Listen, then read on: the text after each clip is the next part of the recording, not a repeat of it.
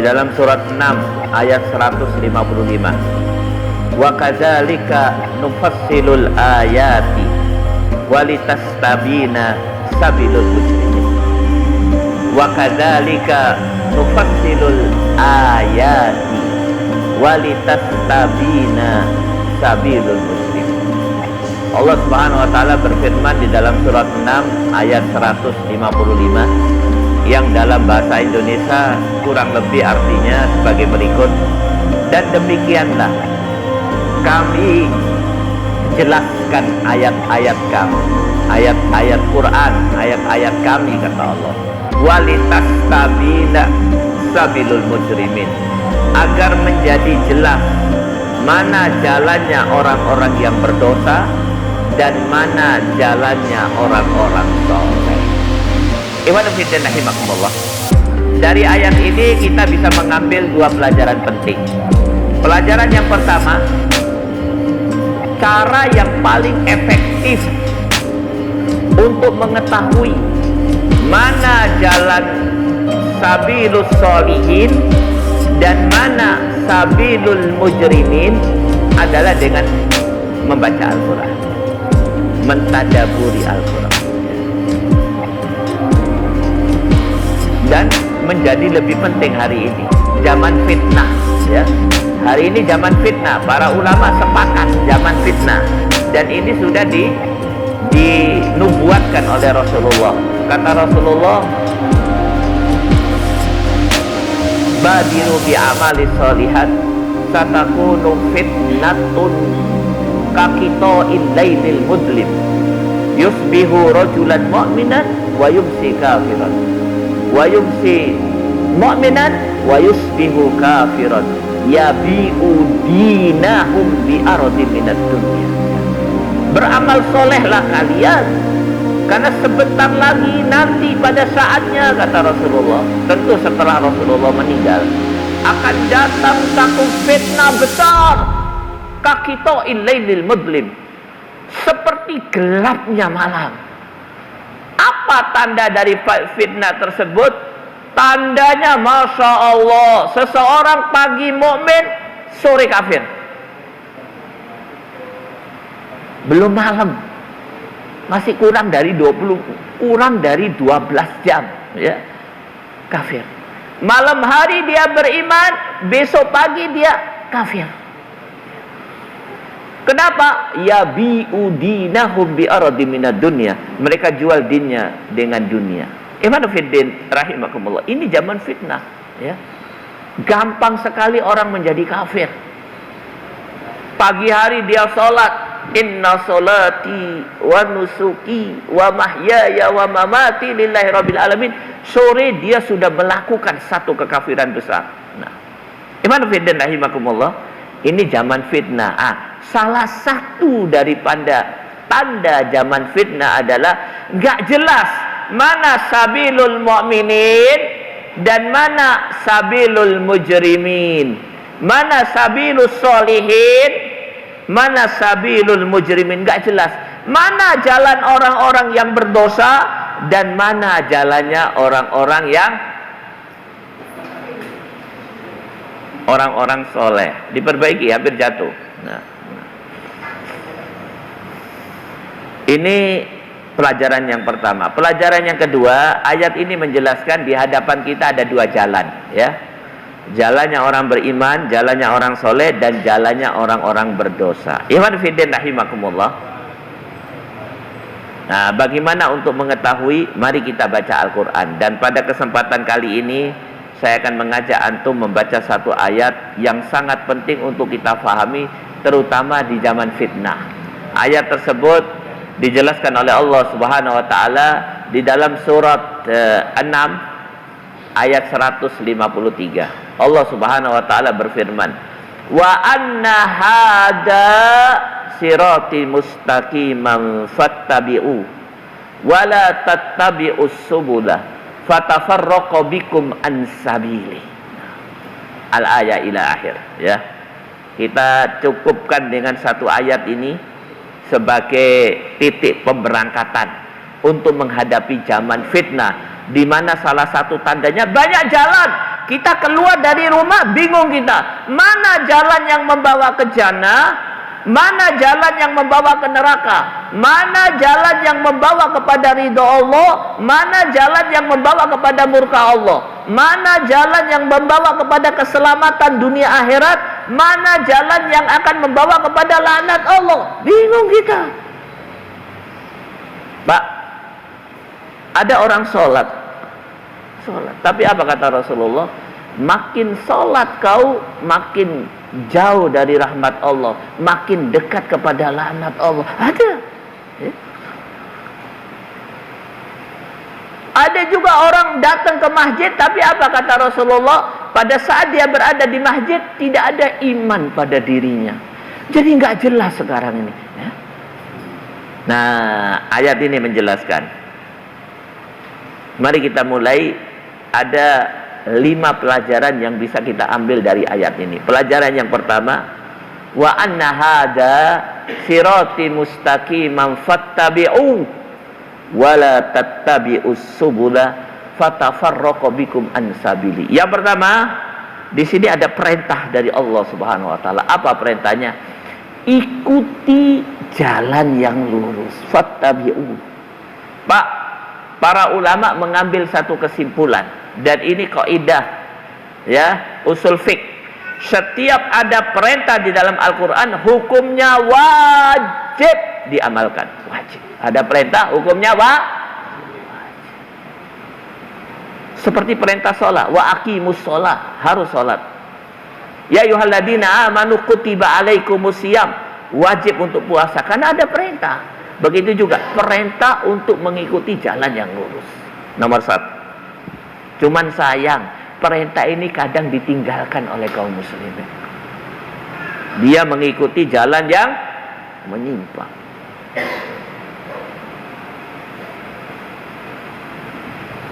Saya ceritakan satu kejadian, ya. Begitu banyaknya orang-orang yang mengikuti jalan yang menyimpang, ya. Satu kejadian yang terjadi di Saudi Arabia. Kejadian ini dahsyat, mengguncang Saudi Arabia, ya. Saya lupa kejadiannya, antara 15 tahun atau 20 tahun yang lalu. Di Saudi Arabia, di satu apartemen yang sangat mewah, di lantai yang kesekian, tiba-tiba pada hari itu semua orang merasakan ada bau bangke. Setiap apartemen, setiap kamar didatengin, tidak ada apa-apa. Sampailah kepada satu kamar. Makin lama makin kuat, makin dekat makin kuat. Diketok-ketok tidak buka. Akhirnya dipanggil tukang kunci, di otak-atik, akhirnya dibuka. Subhanallah. Ada apa di dalam rumah tersebut? Di dalam apartemen mewah tersebut ada seseorang muslim pakai gamis tergeletak. Diteliti ternyata sudah meninggal. Dilihat badannya ternyata sudah meninggal beberapa hari karena badannya sudah mulai membusuk. Di tangannya dilihat ada remote, dilihat remote TV, dilihat TV-nya, subhanallah, channel film porno, channel film. Coba lihat di Saudi Arabia, orang muslim pakai gamis, di persembunyiannya di rumah mewah dia lihat film porno sampai kematian mencabut dia, sampai kematian datang merangkul dia. Iman fillah rahimakumullah, saya ingin mengatakan hati-hati ya. Banyak jalan di hadapan kita, tapi ingat, ada jalan mujrimin, ada jalan solihin. Maka yang pertama ayat ini menjelaskan fattabi'u, ikuti jalan yang lurus. Kemudian yang kedua, wala tattabi'us subula. Yang kedua, jangan kau ikuti jalan-jalan yang menyimpang dari jalan yang lurus. Ada larangan. Menurut kaidah usul fiqh, kalau ada setiap larangan berarti itu haram dikerjakan. Ini kebetulan ada anak-anak putri. Mari saya ceritakan satu kejadian. Sebenarnya pernah saya ceritakan di YouTube, saya ulang kembali. Hati-hati ya, jangan kau mengikuti jalan-jalan yang menyimpang. Ada kejadian di Malaysia, baru 3-4 tahun ini terjadi, gempar Malaysia. Ternyata ada seorang bapak, anaknya meninggal, anak putri kesayangannya meninggal. Baru hari pertama, malam pertama meninggal anaknya, sang bapak mimpi anaknya masuk neraka, dibakar dengan api dan membara. Malam kedua mimpi lagi, mimpinya sama. Malam ketiga mimpi lagi, sama, anaknya menjerit. Malam keempat mimpi lagi. Akhirnya tidak kuat sang bapak, dipanggil teman-teman sang anak. Anak-anak putri semua, mahasiswi. Orang Malaysia loh ini, muslimah, Melayu, teman-teman. Ditanya, kenapa anakku berdiskusi, akhirnya temannya menyimpulkan ada satu kesalahan anak bapak. Apa itu? Banyak maaf Pak, anak bapak ini punya Facebook, selalu update status, dan selalu dia sebarkan di Facebooknya wajah dia tanpa kerudung, kadang setengah telanjang, kadang juga pakai kerudung, tapi dia wajahnya genit sekali.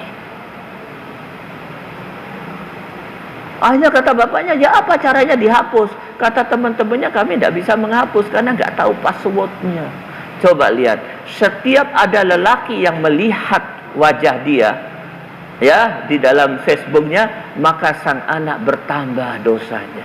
Karena wajahnya tampil dan tidak patut seorang muslimah tampil di depan umum. Apapun alasannya, banyak maaf, termasuk the power of mak-mak. Tidak boleh. Wanita di rumah, apapun alasannya.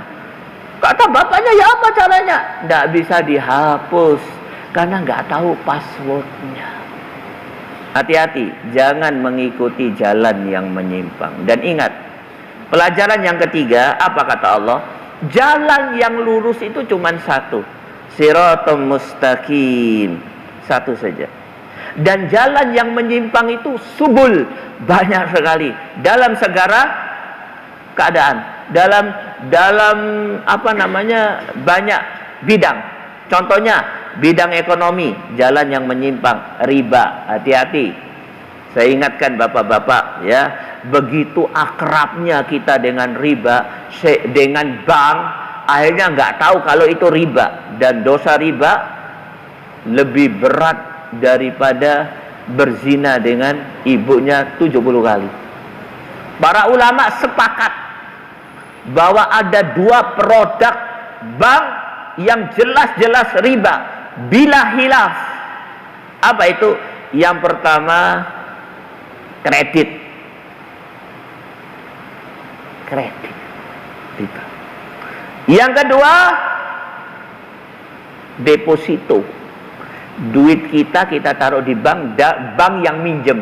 Kalau kredit, kita nasabah yang minjem pada bank. Kalau deposito, bank yang minjem pada nasabah. Hati-hati. Para ulama sepakat. Ini pendapat ulama yang paling ringan loh ini. Nah, khusus untuk selain itu, ulama mengatakan masih boleh. Contohnya transfer, nabung. Walaupun ulama yang lain yang keras, transfer pun kalau bisa dihindarkan. Nabung pun jangan. Kenapa? Uang kau nanti akan dipakai oleh bank untuk bisnis riba. Di Malaysia ada satu bank. Bank ini bank Islam. Ternyata ketahuan duitnya untuk bisnis. Bisnis apa? Peternakan babi. Duitnya kaum muslimin. Nah, ini pendapat ulama yang paling ringan, ya, yang paling gampang. Ada dua produk bank yang masih dibolehkan, yaitu kredit dan yang tidak boleh. Ada dua produk bank yang tidak boleh, haram. Kredit dan deposito. Adapun yang lain masih dibolehkan. Tapi pendapat ulama yang garis keras, yang radikal, yang lebih mendekati kebenaran, semua kalau bisa ditinggalkan bank. Termasuk nabung. Karena uang tabungan digunakan oleh bank untuk bisnis yang nggak jelas. Kita nggak tahu. Malaysia saja, bukan Eropa loh ini, bukan Korea loh ini. Duit itu digunakan untuk peternakan babi. Nah, jadi banyak di bidang ekonomi ada jalan yang menyimpang. Di bidang politik hati-hati dengan demokrasi. Jangan karena kita percaya kepada satu orang yang kita anggap bisa menyelesaikan masalah, akhirnya kita berdemokrasi ria. Hati-hati. Karena demokrasi laisa minal Islam, bukan dari Islam. Allah Subhanahu wa taala berfirman di dalam surat 5 ayat 50. Afa hukmal jahiliyati yabghun. Afa hukmal jahiliyati yabghun wa man ahsanu minallahi hukman liqaumi yuqinun. Apakah hukum jahiliyah yang kalian pilih? Pak, di hadapan kita ada dua hukum, hukum Allah dan hukum jahiliyah. Hukum Allah itu satu, namanya Islam. Hukum jahiliyah itu macam-macam. Banyak sekali sudah pernah diterapkan di muka bumi ini. Semuanya gagal total, membawa kepada kehancuran. Contohnya apa? Komunisme hancur. Terjadi pembantaian manusia besar-besaran beberapa ratus tahun yang lalu di Soviet. 20 juta orang dibantai karena komunisme. Sosialis, materialis, imperialis yang menjadikan hampir semua negara yang mayoritas penduduknya di muka bumi ini dijajah karena ideologi tersebut. Dan terakhir, demokrasi. Hati-hati, setan itu tipis, ya. Setan itu menggoda kita, kita kadang tidak terasa bahwa kita sedang digoda oleh setan, ya. Kadang setan mengatakan, "Ndak apa-apa, hasilnya bagus." Padahal pada saat itu kita sedang melakukan satu hal yang menyimpang, yaitu demokrasi. Nah, akidah kaum muslimin seperti apa? Allah Subhanahu wa taala menjelaskan di ayat itu. Surat 5 ayat 50. Apa akidah kaum muslimin? Waman ahsanu minallahi hukman liqaumi yuqinun. Orang yang yakin, iman, percaya kepada Allah, dia punya akidah. Apa akidahnya? Hukum Allah ahsan, lebih baik, lebih membawa kepada ridhonya, lebih menjadi solusi buat kita semuanya. Di bidang sosial, kehidupan pergaulan, hati-hati, banyak jalan yang menyimpang. Hati-hati anak muda, kita diberi satu ajaran yang membawa kita ke neraka. Hati-hati. Apa itu? Valentine, LGBT, free sex, kehidupan bebas, ya, termasuk banyak maaf ini, ya, kelihatan sederhana tapi sudah menjamur di mana-mana. Anak-anak muda rambutnya model Korea. Anak-anak pondok pesantren pakai kerudung, hafalin lagu Korea, yang dilihat film Korea. Hati-hati, di dalam film itu ada ajaran yang menyesatkan. Tanpa terasa, kalau setiap hari dilihat akan membawa kita kepada penyimpangan. Maka iman fiddin rahimakumullah, itu yang ketiga. Ya, yang keempat, yang kelima, jalan yang lurus itu kata Rasulullah, siroti, yaitu jalanku. Nah, iman fiddin rahimakumullah, pada hari ini saya akan membahas ciri-ciri jalan yang lurus, ya, sebagaimana judul yang diberikan kepada saya. Ustadz, judulnya satu saja, apa ciri jalanku, jalan yang lurus. Nah, apa ciri jalan yang lurus? Saya akan menggunakan perkataan ulama besar. Ulama ini dia tabi'in. Kalau nggak tabi'in, tabi'ut tabi'in, saya lupa. Kalau bukan generasi kedua, generasi ketiga, ya. Tapi termasuk generasi yang selamat. Kata Rasulullah, ya, khairul qurun qarni, summal ladina yalunahum, summal ladina yalunahum. Generasi yang sebaik-baiknya itu ada tiga. Generasiku, yaitu sahabat, summal ladina yalunahum, tabi'ut tabi'un, tabi'ut tabi'in, generasi setelah sahabat, summa, ya, summal ladina yalunahum, tabi'ut tabi'in. Ini Imam Auza'i namanya, dia termasuk tabi'in atau tabi'ut tabi'in. Generasi kedua atau ketiga. Yang jelas generasi yang sebaik-baiknya. Iman fillah rahimakumullah. Generasi yang sebaik-baiknya. Ustadz, contohnya mereka baiknya kayak apa? Nih saya tunjukkan. Salah satu di antara mereka namanya Umar Ibnul Khattab, generasi sahabat. Ya ahi, mari saya tunjukkan kepada antum perbedaan antara Umar Ibnul Khattab dengan Pak Umar, warga Surabaya.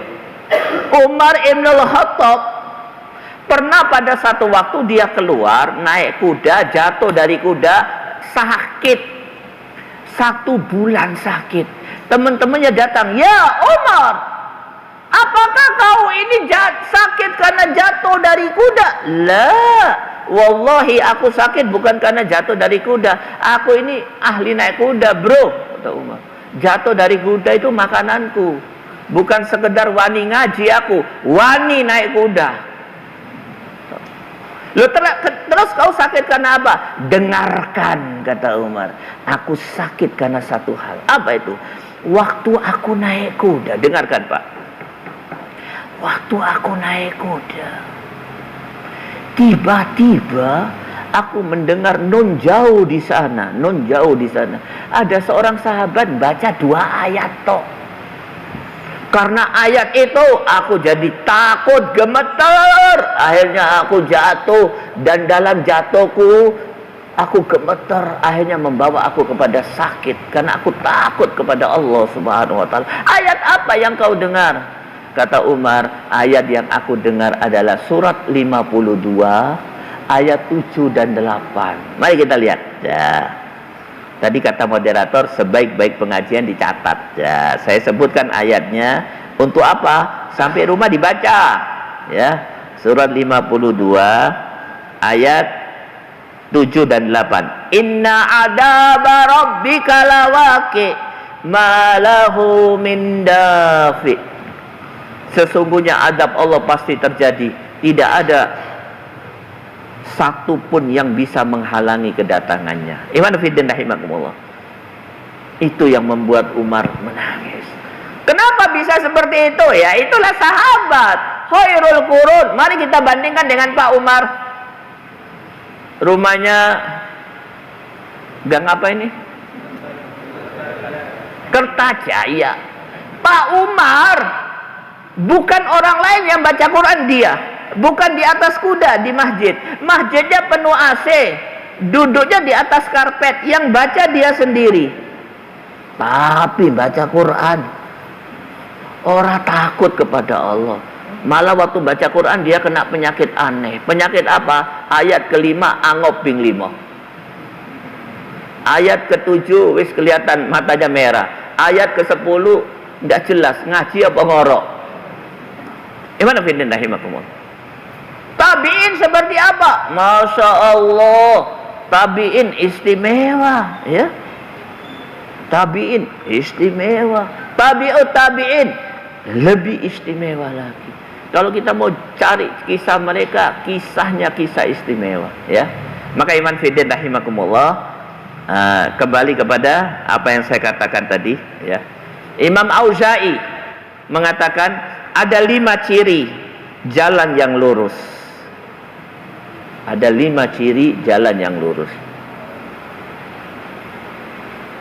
Imam Auza'i, salah satu daripada tabi'in. Saya mau ceritakan satu tabi'in dulu sebelum saya jelaskan tentang Imam Auza'i. Ada seorang tabi'in. Dia ini Masya Allah terkenal sebagai seorang qadhi, hakim yang terkenal, menjadi hakim 40 tahun. Dia hakim sejak zaman Umar. Waktu Umar digantikan oleh Utsman jadi hakim. Waktu digantikan oleh Ali jadi hakim. Waktu Ali meninggal digantikan oleh Muawiyah, dia jadi hakim 40 tahun. Dan hakim yang paling terkenal di dalam sejarah Islam. Antum tahu bagaimana dia jadi hakim? Subhanallah. Saya akan ceritakan kehebatan tabi'in dan sahabat. Pada saat itu dia menjadi hakim kelas kecamatan, tidak dikenal. Umar Ibnul Khattab ada kasus sama seorang Arab desa. Arab dari gunung. Kasusnya apa? Umar beli kuda pada seorang desa, ya, sudah dikes, dipakai oleh Umar, naik kudanya belum sampai rumah, kudanya sudah pincang-pincang. Duh, saya belinya tadi, saya sudah apa kalau sepeda motor itu drive, bukan apa? Saya coba bagus, belum sampai rumah sudah rusak. Dikembalikan oleh Umar kepada Arab gunung. Nih, balikin duitku. Sepeda motormu ini, kudanya ini kuda bekas ini, kembali. Kata Arab dusun, tidak bisa. Waktu kau naik di hadapanku sehat, tidak bisa dikembalikan. Loh, kata Umar, tidak adil ini. Mari kita ke hakim. Udah, ada hakim terkenal, hakim kecamatan. Mari kita datangi dia. Datang. Hakim itu mendengarkan Umar bercerita. Apa kata hakim? Ini Umar Amirul Mukminin, di atas presiden, ya, menguasai sepertiga daripada bumi, ya. Bukan sekedar presiden atau raja, di atasnya, dicintai oleh orang walaupun tidak pernah belusukan masuk got, karena bajunya suci. Lain kalau yang nggak pernah sholat atau apa masuk got, faham toh? Suci dia, dicintai. Apa kata Umar? Cerita Amirul Mukminin begini, ini orang ini menjual kuda pada saya. Waktu saya pakai bagus, tapi setelah saya pakai belum sampai rumah sudah pincang. Saya ingin kembalikan duitnya. Oh, Amirul Mukminin, kata beliau, kau boleh ambil duitmu dengan syarat satu, kuda yang kau kembalikan harus sehat. Kalau sakit tidak boleh. Karena waktu kau terima sehat. Kata Umar, ini pengadilan model apa? Keputusannya kurang dari 5 menit. Dan di hadapannya saya, orang yang paling berkuasa, menghadapi lapisan masyarakat yang paling rendah, orang Arab gunung, dusun. Apa kata Umar? Wallahi, ini pengadilan istimewa. Saksikanlah, mulai hari ini aku angkat kau menjadi hakim agung. Kalau sekarang mahkamah agung. Tabi'in. Nah, mari kita dengarkan perkataan Imam Auza'i, seorang tabi'in. Apa kata dia? Khamsun kana alaihi ashabun nabi walladina taba'uhum bi ihsan. Ada 5 perkara. Catat baik-baik. Di atas 5 perkara ini, para sahabat berpijak di atasnya. Begitu juga mereka-mereka yang mengikuti sahabat. Mereka yang mengaku mengikuti sahabat, mengikuti manhaj sahabat, mengikuti sunnah, mereka berpijak kepada 5 perkara. Apa itu? 1,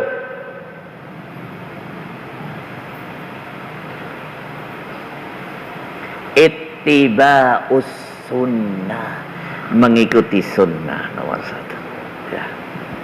Jadi para sahabat, tabi'in, tabi'ut tabi'in, dan siapa saja yang mengikuti mereka dan mengaku berada di jalan yang lurus, mempunyai 1 sifat dari 5 sifat. Yang pertama, ittiba'us sunnah, mengikuti sunnah Rasulullah sallallahu alaihi wasallam. Mari saya tunjukkan 1 ayat, mungkin ada di antara antum tahu, tapi karena kita ini lagi studi, lagi belajar, ini ayat yang paling mendasar, yang berbicara tentang perintah mengikuti sunnah.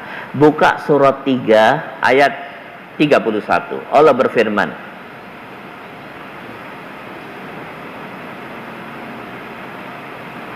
coba bacakan artinya. Ya, ayat ini penting. Saya minta 1 orang baca artinya. Agak cepat.